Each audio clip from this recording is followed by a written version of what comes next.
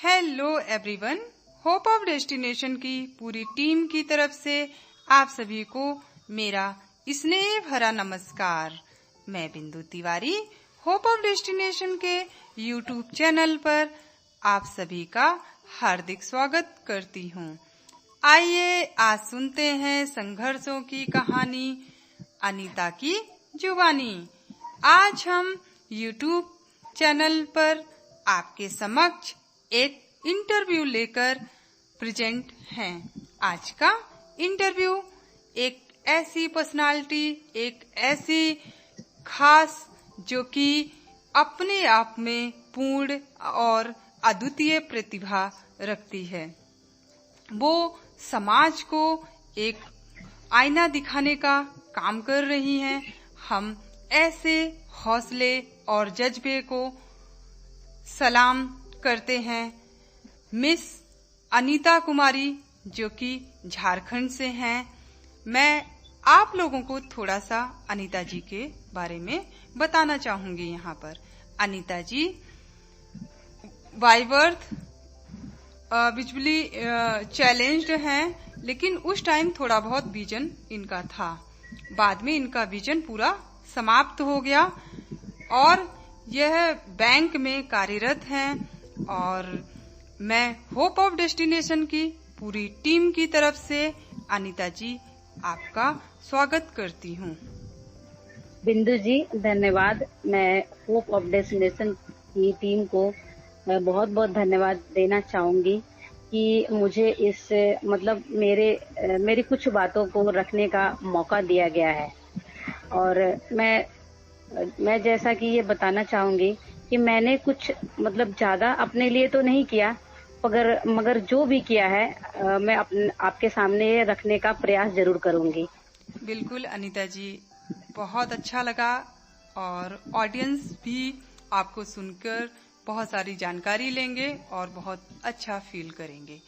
तो आइए, आज का हमारा पहला सवाल है कि जो आपकी साइट है, जो आपकी आई, कौन सी डिजीज थी और कैसे प्रॉब्लम हुई और कैसे आपने फेस किया और डॉक्टर ने आपको क्या सलाह दिया? मैं यहाँ पे बताना चाहूंगी, जो मेरी ये डिजीज थी, जैसे मैं अभी पैदा ही नहीं हुई थी तभी मेरी मम्मी बहुत बीमार थी। मैं आपको ये बातें थोड़ा स्टार्टिंग से बताना चाहूंगी। बीमार थी तो वहाँ उस समय इलाज के दौरान डॉक्टर ने ये बताया कि बच्चा या बच्ची जो भी कुछ हो, इनको प्रॉब्लम होगी, चाहे किसी भी तरह की विकलांगता कहे, या जैसे आई से हो सकती है, ईयर से, चाहे जो भी जिस तरह से भी होगी, लेकिन होगी जरूर। तो मेरे पेरेंट्स ने कहा खैर कोई नहीं, वैसे भी तो तबीयत सही नहीं है और वैसे भी प्रॉब्लम होगी, तो इसके लिए हम थोड़ा सा इस पे करके देखते हैं। तो जब मेरा जन्म हुआ तो मेरी ये प्रॉब्लम आई कि आइज की प्रॉब्लम हुई। तो 2 या 3 दिनों बाद, जैसा कि मेरे पेरेंट्स बताते हैं, 2 या 3 दिनों बाद मुझे एक डॉक्टर के पास ले जाया गया।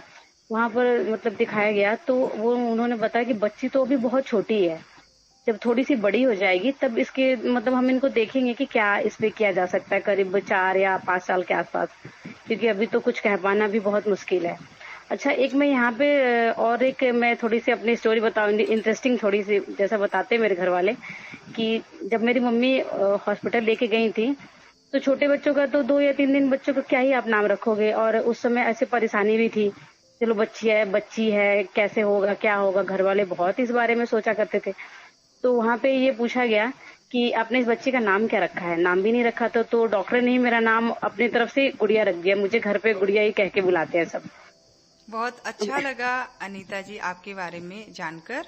और कहने का मीन्स ये हुआ यहाँ पर कि आपको जो प्रॉब्लम थी, जन्म से पहले से ही डॉक्टर ने एडवाइस कर दिया था आपकी फैमिली को, और फैमिली आपकी मेंटली प्रिपेयर थी। हाँ, कुछ हद तक तो कहे मेंटली प्रिपेयर थी ही, क्योंकि उन्होंने बता ही दिया था कि आपको ऐसी प्रॉब्लम जन्म आफ्टर बर्थ हो सकती है। हाँ, हो सकती है।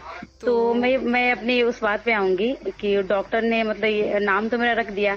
तो जब वहाँ पे पापा और मम्मी मेरे जो डॉक्टर को दिखाकर वो ले जा रहे थे, तो एक नर्स थी वहाँ पे। उन्होंने क्या कहा, आप देखना समाज की बातें मैं थोड़ा समाज के सामने रखना चाहूंगी, क्योंकि शायद ये बातें किसी और को भी फेस करनी पड़ी जैसे मेरे पेरेंट्स ने किया, लेकिन उन्होंने अपनी पॉजिटिव थिंकिंग दिखाई और ये जरूरी भी है समाज को बताना। उन्होंने कहा कि आप इतनी सी छोटी सी बच्ची को कहाँ लेके इधर उधर घूम रहे हो, और जैसे बड़ी होगी परेशानियां बढ़ेंगी ही, तो आप इसको रेलवे ट्रैक पे फेंक दो, क्योंकि ये बड़ी होगी तो प्रॉब्लम क्रिएट होगी, और वैसे आपको खुद भी नहीं पता है कि इसके लिए क्या करोगे आप। तो मैं यहाँ पे ये कहूंगी कि बताओ, मतलब समाज में इस तरह की बातें भी कही जाती हैं। अगर मेरे पापा मम्मी को अगर ये पॉजिटिव थिंकिंग नहीं आती कि नहीं मेरी बच्ची है, मेरे पापा ने कहा नहीं ये मेरी बच्ची चाहे जैसी भी है, जैसे और भी मेरे बच्चे हैं प्यारे हैं, उस तरह मुझे ये भी प्यारी है, मैं इसे ऐसा कभी नहीं करूंगा। मुझे जितना हो सकेगा, जैसे हो सकेगा, मुझे ज्यादा तो नहीं पता, लेकिन मैं जैसा होगा, जैसा हो पाएगा, मैं इसे जरूर अपने तरह से अपनी परवरिश जरूर करूंगा। बिल्कुल सही बात है। पेरेंट्स का एक अच्छा डिसीजन रहा आपके प्रति, और उन्होंने समाज को बिल्कुल दर्पण दिखाने का काम किया। और सब जो आज का भी समाज है, अभी भी कुछ लोगों की अगर ऐसी सोच होगी तो आपकी बात को सुनकर श्योर है कि उनके अंदर चेंजिंग आएगा। तो मेरा अगला सवाल है अनीता जी आपसे कि ये सारी प्रॉब्लम, एक तरफ समाज नकारात्मक थिंकिंग आपके पेरेंट्स के अंदर पहले से ही भर रखी थी, उसके बाद आपके प्राइमरी एजुकेशन का क्या हुआ और आगे के जीवन का क्या हाल रहा, थोड़ा सा ऑडियंस को बताने की कोशिश तो मेरा जैसा कि बिंदु जी मैं कहूंगी कि मेरा प्राइमरी एजुकेशन बहुत ही नॉर्मल रहा, क्योंकि पेरेंट्स को भी ना इतनी जानकारी नहीं थी कि ऐसे मतलब इस तरह जो अगर मेरे बच्चे हैं मैं कहाँ इनको कौन से स्कूल में डालूं, कहाँ पढ़ाऊं, इसके लिए मैं क्या करूं, उनको कुछ भी नहीं पता था। और जैसा आपने स्टार्टिंग में बताया कि मेरी थोड़ी सी उस समय विजन थी, तो इतना खास वो नहीं था, लेकिन तो नॉर्मल पास के स्कूल में मुझे मतलब वहाँ पे एडमिशन करा दिया गया। मैं वहीं पे पढ़ने जाया करती थी, और ब्रेल वगैरह भी उस समय कुछ पता भी नहीं था, नहीं मेरे घर वालों को पता था, और तो वो मुझे क्या बताएंगे कि कहाँ पे एडमिशन कराना है क्या है। तो बस वैसी नॉर्मली पढ़ाई चल रही थी मेरी। मैंने 6, 7, 8 में मुझे प्रॉब्लम हुई। जब मैं स्कूल में थी तब एक टीचर ने कहा कि मैं थोड़ा सा लार्ज प्रिंट में लिखती थी, तो उन्होंने कहा कि आप लार्ज प्रिंट में लिखते हो, ऐसे कैसे चलेगा, या तो आप अपना मतलब कहीं आप घर पे बैठ जाओ, और नहीं तो फिर आप अपना देख लो कुछ। मतलब मैं ये कहूंगी कि उन्हें भी कुछ नहीं पता था, या फिर उन्होंने कुछ रास्ता मतलब अगर शायद वो ना ये कहते तो मैं स्कूल भी नहीं छोड़ती, और फिर मैं घर पे मैंने खुद से ही मतलब 10th और 12th किया, जैसे ओपन से national institute of open school से मैंने 10th और 12th दोनों किया। बिल्कुल सही बात है अनीता जी। इन्फॉर्मेशन ना तो आपके पेरेंट्स को था जहां से आप प्राइमरी एजुकेशन ले रही थी, अपर प्राइमरी एजुकेशन वहां पर भी लोगों को नहीं पता था। तो जानकारी ना होने की वजह से आपने बहुत सारी प्रॉब्लम को फेस किया, लेकिन उसके बाद भी आपके इरादे बहुत मजबूत थे कि हमें एजुकेशन लेना ही है, चाहे जिस हाल में मुझे लेना पड़े। ये आपके बिल्कुल पक्के इरादे यहाँ पर बता रहे हैं। हाँ, तो जब आपने secondary higher secondary education open school से ले लिया, जो इंस्टीट्यूट था, उसके बाद आपको हायर एजुकेशन और जो आपको ब्रेल सीखना था, ये सब आपने कैसे गेन किया और क्या रही स्टोरी, ये भी थोड़ा सा शेयर करिए। और इसमें आपके मतलब जो सहपाठी हैं आपके साथ या आपके फ्रेंड्स, उनका क्या रोल रहा, टीचर्स का क्या रोल रहा? जब मैंने इंटर कंप्लीट कर लिया, फिर इंटर से पहले ही मतलब थोड़ा पहले की बात बता रही हूँ मैं। इंटर से पहले उस समय हमारे इधर एक सर्वे चल रहा था स्कूल में, तो वहाँ पे ऐसे जैसे विजुअली इम्पेयर्ड बच्चों का सर्वे चल रहा था। उसमें ये पता करना था कि कितने सारे मतलब आसपास के कितने एरिया में ऐसे स्टूडेंट हैं, बच्चे हैं, उनको कुछ हेल्प किया जाए, जैसे कहेंगे उसको परिवार कल्याण संस्था। उन्होंने एक टीचर को मतलब अपने तरफ से नियुक्त किया गया कि वो घर घर जाके और विजुअली इम्पेयर्ड बच्चों को कुछ ब्रेल सिखाए, या और भी मतलब जैसे कहें कि पढ़ाई के मामले में हेल्प करे। लेकिन कहा जाए वो भी उतना, उन्होंने ट्रेनिंग तो ली थी जो हमें सिखाते थे, लेकिन उन्होंने भी अच्छा से नहीं सिखाया। मैं कहूंगी मुझे कहा तो ABCD लगभग J तक आती थी, तो ये मुझे उस समय उन्होंने बताया भी नहीं। फिर इसी तरह चलता रहा। और ये कहेंगे कि जो परिवार कल्याण संस्था थी वो हमें मतलब हेल्प करती थी, जैसे कि कॉलेज वगैरह में एडमिशन वगैरह कराने जाने में हमें खुद से नहीं जाना पड़ता था। जो टीचर नियुक्त किए थे वो जाते थे, हमारा एडमिशन कराते थे, रजिस्ट्रेशन वगैरह कराते थे सिर्फ, और बुक्स वगैरह मतलब ला देते थे। तो हम उससे रिकॉर्डिंग वगैरह करके, या रिकॉर्डिंग उस समय भी कहाँ होती थी, बस कोई रीड कर दिया तो पढ़ाई हो जाती थी, बस यही था। और उन्हीं के थ्रू पता चला था कि हमें एक राइटर मिलता है जो हम जैसे हम जो बोलेंगे वो उस कॉपी में वो आंसर करेगा।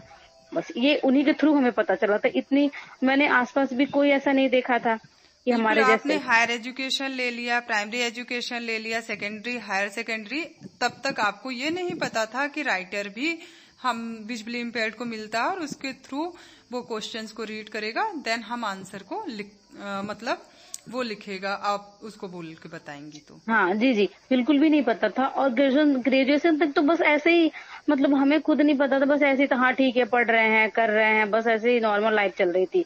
तो जैसे मैंने बताया, परिवार कल्याण संस्था के द्वारा एक टीचर जो नियुक्त किया गया था, उन्होंने ही पता किया कि हमारे वहाँ पे थोड़े दूर पर, जैसे 12-15 किलोमीटर की दूरी पर एक एनएवी है, नेशनल इंस्टीट्यूट फॉर मतलब एनएवी है। तो वहाँ पे तो क्या किया उन्होंने, जाके वहाँ पता किया कंप्यूटर सिखाने के लिए। तो वो जब देख के आए तो उन्होंने कहा कि वो जो लैंग्वेज होती है जॉर्ज की, वो तुम्हें समझ नहीं आएगी और तुम उनमें मतलब नहीं कर पाओगे। लेकिन मेरा ये मानना था, ऐसा कौन सा वो चीज है जो हम नहीं कर पाएंगे। ठीक है नहीं कर पाएंगे, लेकिन एक बार ट्राई तो कर सकते हैं। बिल्कुल सही बात है, मन हाँ। में जज्बा होना चाहिए, काम के प्रति समर्पण होना चाहिए, तो सब कुछ संभव होता है अनीता जी, जैसा कि आपने चरितार्थ किया यहाँ पर करके। तो ग्रेजुएशन तक आपको कुछ भी नहीं पता था और देन आपको पता चला तो आपने ये सारे काम शुरू किए। उसके बाद आपने कौन सी एजुकेशन लिया, क्या काम किया? तो मैं बताऊंगी, कंप्यूटर के दौरान कंप्यूटर हम लोग सीखने जाने लगे, वहाँ पे लैंग्वेज भी समझ में आने लगी और सारा कुछ भी होने लगा। तो ब्रेल भी नहीं आता, तो वहाँ पे जो टीचर थे उन्होंने कहा आप नोट्स बनाओगे तो कैसे बनाओगे, नोट्स बनाने के लिए कुछ तो चाहिए, अब जैसे यहाँ से खत्म हो जाएगा तो कैसे करोगे आप। तो हमने कहा सर हमें तो ब्रेल आती नहीं है। तो वहाँ पे एक टीचर थे सियाराम सर, आज भी हैं वो। तो उन्होंने हमें ब्रेल सिखाया, मुझे और मेरे साथ और 2 लोग थे, हम लोग 2 लोग जाया करते थे, लगभग 3 लोग थे, एक लड़का और एक मेरी फ्रेंड और मैं, 3 लोग जाया करते थे हम लोग। तो हम तीनों ने ब्रेल सीखा। जब ब्रेल सीखा 3 दिनों में हमने ब्रेल सीखा, डॉट्स वगैरह सीखे, ABCD और बाकी सारा कुछ सीखा, मेमोरिकल साइन वगैरह सब कुछ सीख लिया 3 दिनों में। फिर हमने उसी तरह प्रैक्टिस वगैरह कर करके अपना नोट्स बनाना। इधर कंप्यूटर भी क्लास चलती थी 2 घंटे, इधर 1 घंटे ब्रेल भी चलती थी। तो हमने इस तरह से कर करके अपना नोट्स भी तैयार कर लिया। बिल्कुल आपने मान लिया कि मुझे ब्रेल किसी भी तरीके से सीखना है जिससे मैं अपना मैनुअल वर्क पूरा कर सकूं। आपने ब्रेल भी सीख लिया, आपने ग्रेजुएशन भी कंप्लीट कर लिया। उसके बाद आपने कोई एजुकेशन लिया कि नहीं, वहीं से एजुकेशन आपकी स्टॉप हो गई और आप जॉब की तरफ आई? नहीं, वहाँ से एजुकेशन स्टॉप नहीं हुई। जैसा कि ये हमने जब कंप्यूटर सीख लिया तो वहाँ पे ही टीचर ने बताया कि आपका ग्रेजुएशन कंप्लीट भी हो चुका है और आप चाहो तो और भी हायर एजुकेशन में जा सकते हो। तो हमने पता किया सर क्या कर सकते हैं और हमें गाइड किया जाए। तो उन्होंने बताया कि आप चाहो तो आप बीएड कर सकते हो, स्पेशल बीएड। तो उन्हीं के थ्रू पता चला, हमने फिर ऑनलाइन से पता किया कि कहाँ पे एडमिशन, कौन कौन कॉलेजेस हैं। तो ज्यादा कुछ भी नहीं पता था, बस मुझे ये पता चला लखनऊ में एक कॉलेज है DSMRU, और आज भी है वो। बिल्कुल, तो डॉक्टर शकुंतला मिश्रा राष्ट्रीय पुनर्वास विश्वविद्यालय लखनऊ, जो कि महान रोड पर है। तो वहाँ पता चला। फिर वहाँ पे मैं और मेरी फ्रेंड दोनों लोग गए एडमिशन के लिए। मेरिट लिस्ट में फर्स्ट लिस्ट में तो नाम नहीं आया, सेकंड लिस्ट में मेरी नाम आ गया। तो वहाँ पे मैंने एडमिशन ले लिया। अब वहाँ एडमिशन लेने के बाद क्या हुआ मेरे साथ कि हॉस्टल की प्रॉब्लम होती है, हॉस्टल नहीं था, हॉस्टल नहीं मिल रहा था, तब प्रॉब्लम। भाई छोटा था मेरा, वो भी मतलब स्ट्रगल करता था, मतलब हमेशा जाए कि कहाँ पे क्या अरेंजमेंट कर सके, दूरी भी कैसे बहुत ज्यादा रहेंगे। थी झारखंड से लखनऊ। झारखंड से, हाँ दूरी भी थी। तो फिर हमें किसी तरह किस्मत कहें या फिर हमें ये करना था, ये कह सकते हैं। तो एक वहाँ पे हॉस्टल हमें मिला, बस ऐसे ही, मतलब कॉलेज का नहीं था, वहाँ पे स्कूल था, उसी में हॉस्टल हमें दिया गया। तो वहाँ से मैंने बीएड किया। बीएड में आपको पूरी हेल्प मिली, किसके थ्रू ज्यादा आपको कोई प्रॉब्लम हुई वहाँ पर? बीएड में क्या था कि हेल्प क्या थी, ब्रेल तो सीखी थी मैंने, नोट्स बनाया, फिर कुछ जो हमारे क्लासमेट थे वो लोग रिकॉर्डेड कर देते थे। जैसे कोई एक बंदा पाँच छह मतलब लोग आपको डीएसएमएनआरयू में पूरा हाँ, सहयोग मिला और काफी कोऑपरेट किया लोगों ने, हाँ, और हाँ, आपका बीएड कंप्लीट हो गया। तो अब आगे की लाइफ क्या आपने सोचा उसके बाद, बीएड के बाद, कि टीचिंग लाइन में जाना है कि और किसी जॉब में जाना है? क्योंकि प्रेजेंट टाइम में आप बैंक में क्लर्क हैं, तो कौन से बैंक में क्लर्क हैं, ये थोड़ा सा ऑडियंस को बताइए। तो जब मैंने बीएड कंप्लीट कर लिया, फिर घर पे चले गए, फिर एक एम मुझे दिख गया कि अब मुझे जॉब भी करनी है, मेरे पास डिग्री भी है और मैं कर सकती हूँ, मेरे पास लाइन भी है। क्योंकि उसमें मुझे थोड़ा सा मतलब खुद में कहूँ कि अवेयर हो गई थी कि नहीं, हम भी कुछ कर सकते हैं, मैं भी कुछ कर सकती हूँ, चाहे कुछ भी हो, जॉब तो मुझे करना है। मैंने उसमें ये बात अपने मन में सोच ली थी कि जॉब तो कर ही सकते हैं। मतलब ये आपने नहीं सोचा कि मुझे टीचर ही बनना है बीएड करने के बाद, मुझे कोई भी मैंने जॉब नहीं मिलनी सोचा चाहिए, हम अपनी लाइफ को सेटल कर सकें। लाइफ को सेटल करें। मैंने ये नहीं सोचा था कि मैंने बीएड कर लिया तो यही करना है, लेकिन ये था कि प्रेजेंट टाइम में अनीता जी आप किस बैंक में जॉब कर रही हैं? मैं प्रेजेंट टाइम में अभी पंजाब एंड सिंध बैंक में एज अ स्केल 1 हूँ। ओके, तो अनीता जी आपके थोड़े से पर्सनल लाइफ में आना चाहूंगी।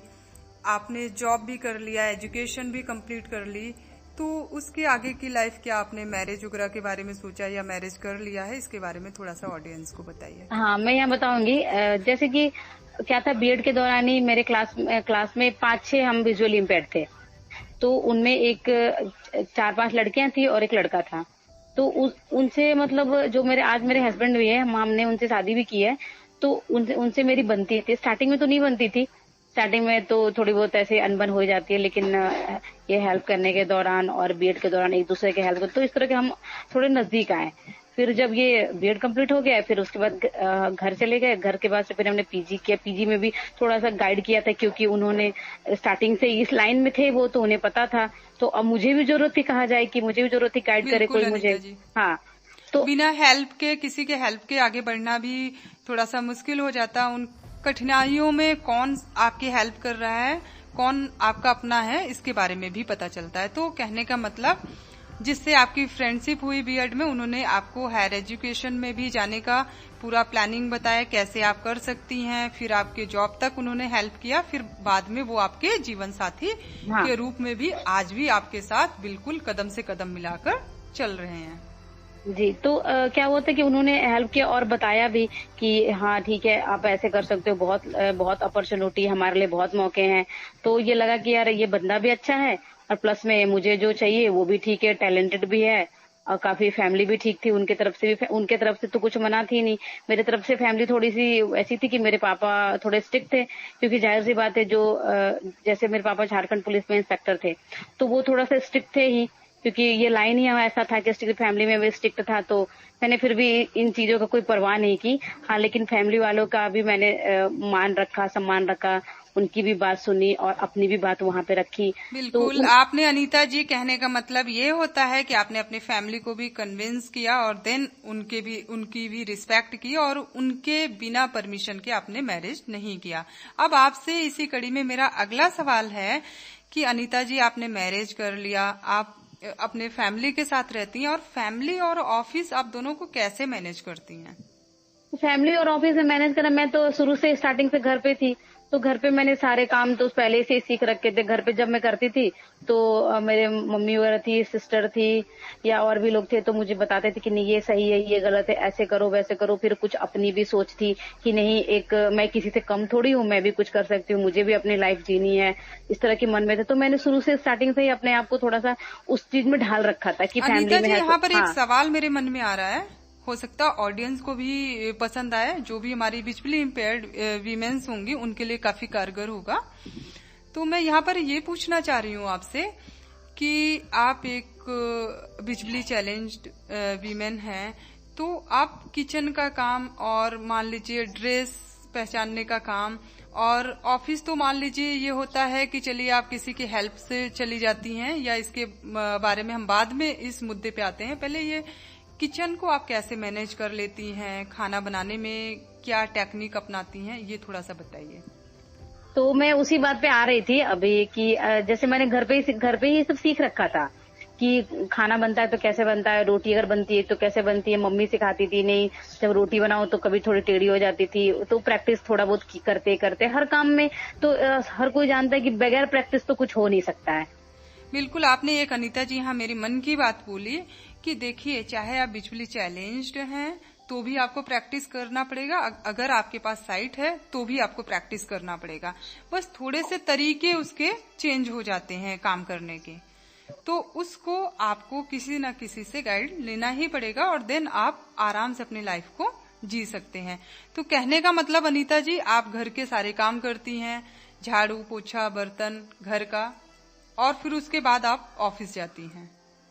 जी, मैं कहना चाहूंगी मैंने जो किया था आज भी मैं वही कर रही हूँ। तो मेरे लिए कोई नई बात नहीं है ये कि मैं नहीं, मेरी शादी हो गई तो मेरे ऊपर बर्डन आ गया, ये मैं जॉब कर रही हूँ तो मेरे ऊपर बर्डन है, ऐसा कुछ भी नहीं है।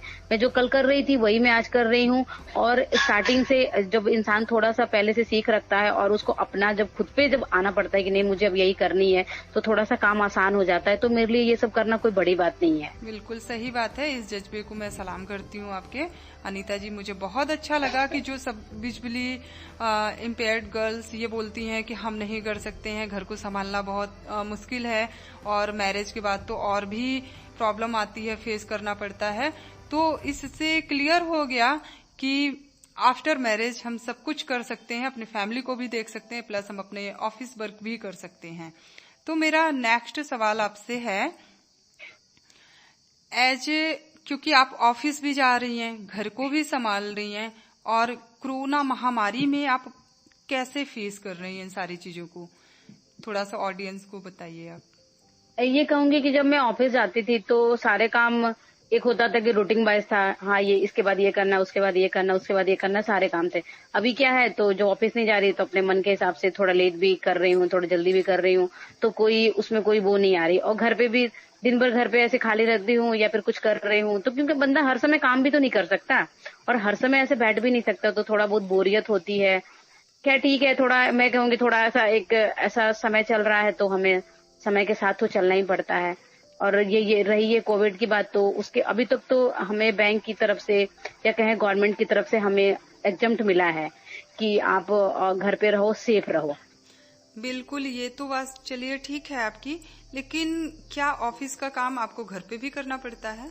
जी, घर का ये था कि पिछले कुछ दिनों से तो ऐसा नहीं था, लेकिन अभी लास्ट मतलब कहें तो इसी महीने जून के महीने से लगभग 9 तारीख के आसपास से लेके और आज तक का था कि हमारा वर्क फ्रॉम होम था। तो उसमें मैं क्या करती थी कि कॉलिंग्स वगैरह करना हो तो वो कर लेती थी, जैसे एटीएम वगैरह के लिए या तो फिर चेक मतलब वेरीफाई करने के लिए, तो कहें तो कॉलिंग का काम कर लेती थी, करती हूँ अभी भी। तो ये चलता है मेरा घर पे। बिल्कुल, कहने का मतलब टेक्नोलॉजी के माध्यम से आप सारे काम को घर पे बैठकर आसानी से कर सकते हैं। हाँ, ये कहेंगे। और कोरोना महामारी में और कौन कौन सी प्रॉब्लम आपको बाहर आने जाने में हो रही है एज ए महिला होने की वजह से? ये कहूँ कि अभी तक तो मैं बाहर बहुत कम गई हूँ, तो मतलब इस पे तो कहना थोड़ा सा वो है, लेकिन हाँ ये प्रॉब्लम हो सकती है ऐसे कि अगर मुझे कल या परसों से ऑफिस जाना पड़े तो थोड़ा सा खुद से सेफ होके जाना होगा और मास्क वगैरह लगा लो। मतलब अपने तरफ से मैंने प्रोटेक्ट करने के लिए मैंने ग्लव्स वगैरह पहले से ही ले लिया है। तो ये तो आपने अपना प्रोटेक्शन के लिए आपने यूज कर लिया, लेकिन जो पहले हेल्प मिलती थी बाहर से, क्या आज वो हेल्प आपको मिल जाती है कोरोना महामारी में? नहीं, पहले जो हेल्प मिल जाती थी, लोग अब ये नहीं कह सकते ना कि लोग हमारी हेल्प क्यों नहीं करेंगे, क्योंकि उस समय था कि खुले मन से लोग हेल्प करते थे। अब तो लोग अगर हेल्प करना चाहे तब भी वो थोड़ा डरेंगे, क्योंकि क्या पता उन्हें कोरोना हो। तो बिल्कुल सही बात है, कोरोना होगा, लेकिन यहाँ पर थोड़ा सा ऑडियंस को क्या ऐसी टेक्निक अपनाई जाए कि जिससे लोग थोड़ा बहुत हमारी हेल्प कर सके? अगर आपके मन में ऐसा कोई आइडिया आ रहा है तो वो शेयर करिए यहाँ पर थोड़ा सा। मैं यहाँ बोलूंगी ना कि जैसे आप अगर पहले जाया करते तो ग्लव्स वगैरह नहीं पहनते थे तो लोग थोड़ा हाथ ऐसे भी पकड़ के अगर थोड़ी बहुत हेल्प होते तो कर देते थे, लेकिन अब आज के टाइम में नहीं, आप बिल्कुल ऐसा नहीं करते। तो आप खुद के लिए भी सेफ रहो, ग्लव्स वगैरह पहन लो, तो इस तरह से जाओ। और हो सके पहले तो आप जाते थे ऐसे भी कि चलो ठीक है हम जा रहे हैं, कोई हमारी हेल्प कर देगा। कहने का मतलब ये है अनीता जी आपका मीन्स कि आप अगर बाहर निकल रहे हैं तो आप अपनी पूरी सुरक्षा हाँ, का ध्यान प्रोटेक्ट रखिए। लेके। अपनी अगर स्टिक लेकर जाते हैं तो उसको सैनिटाइजर यूज करिए उनके साथ, और उनके हैंड में भी लगवाइए, अपने हैंड में भी लगवाइए। और जो है फुल स्लीव का ड्रेस पहनने की कोशिश करिए। अगर वो आपके हैंड को नहीं भी पकड़ना चाहते हैं तो वो थोड़ा सा आपको आपके स्टिक के माध्यम से या आपके स्लीव्स को छूकर वो आपको क्रॉस करा सकते हैं रोड, या जो भी आपकी हेल्प करनी है वो कर सकते हैं इजली तरीके हाँ, से। ये तो कर सकते हैं। और सबसे एक मतलब एक सबसे बहुत ही इम्पोर्टेंट बात मैं बताऊंगी कि खुद से, जैसे लोग पहले हेल्प की भावना रखते थे कि हेल्प मिल जाएगी, अब वो भावना थोड़ी कम रखें, मेंटली प्रिपेयर होकर जाएं कि हम अगर नहीं भी कोई हेल्प करे तब भी हम अपना काम आसानी से करने के लिए मतलब सक्षम हो पाए। बिल्कुल, जैसे आप अपने दम पर हर एक काम को करती हैं, बाहर आने जाने का घर से लेकर, इसी तरीके से हर एक बिजली चैलेंज्ड गर्ल्स को अपने मन में बनाकर रखना चाहिए। मुझे बहुत अच्छा लगा अनीता जी ये सुनकर कि आप बिल्कुल इंडिपेंडेंट होकर वर्क करती हैं, आप किसी के ऊपर डिपेंड नहीं हैं। तो नेक्स्ट सवाल मेरा बहुत ही इंटरेस्टिंग है कि आपने एजुकेशन कंप्लीट कर ली, आपने मैरिज कर ली, आप एक वर्किंग लेडी हैं, उसके बाद एक जो निगेटिव थिंकिंग थी समाज की, उसमें अब क्या परिवर्तन है? आपके माता पिता, आपके भाई बहन अब कैसे आपके बारे में सोच रखते हैं? थोड़ा सा ऑडियंस को बताइए। मैं यहाँ पे बताऊंगी कि जब जैसे अगर मैं भी पहले सोचती थी, मैं अपनी पर्सनल बातें बता रही हूँ जो बहुत ही खास है, शायद मैंने किसी के सामने रखी नहीं होगी, मैं आज ऑडियंस के सामने रखना चाहूंगी।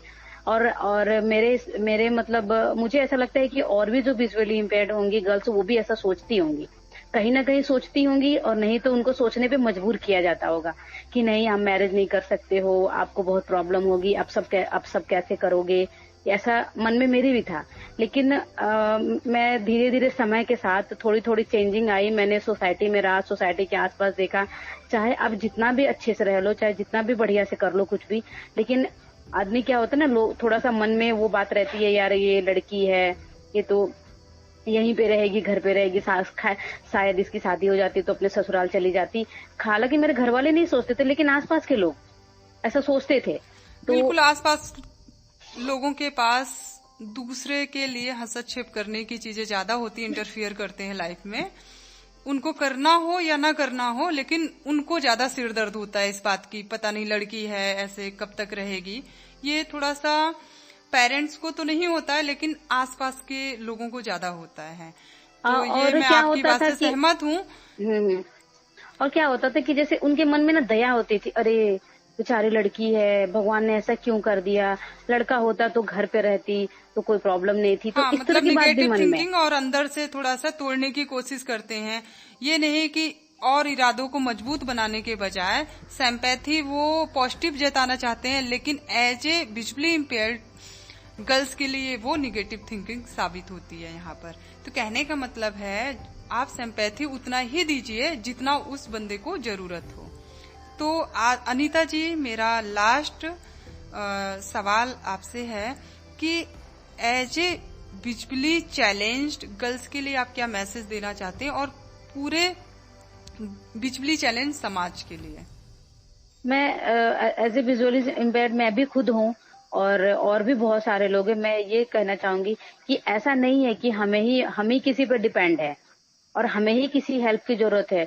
जो और भी लोग हैं, जो सोसाइटी में और भी लोग हैं, जो जिनके कहते हैं साइटेड है, अपनी भाषा में हम कहते हैं, उन्हें भी हेल्प की जरूरत होती है, वो भी किसी से मदद लेते हैं। ऐसा नहीं है कि किसी के बिना किसी का काम हो जाता है। ऐसा तो कोई, मुझे नहीं लगता कि कोई ऐसे इस धरती पे कोई प्राणी होगा किसी के बिना। अरे कब तक हो सकेगा, कभी ना कभी तो हेल्प की जरूरत पड़ेगी ना किसी की। आप स्टार्टिंग से ही ले लो, अगर हमारे पेरेंट्स हेल्प नहीं करते तो हम शायद बड़े होते, अगर हमारे पेरेंट्स नहीं हेल्प करते तो क्या हम इस धरती पे आए होते?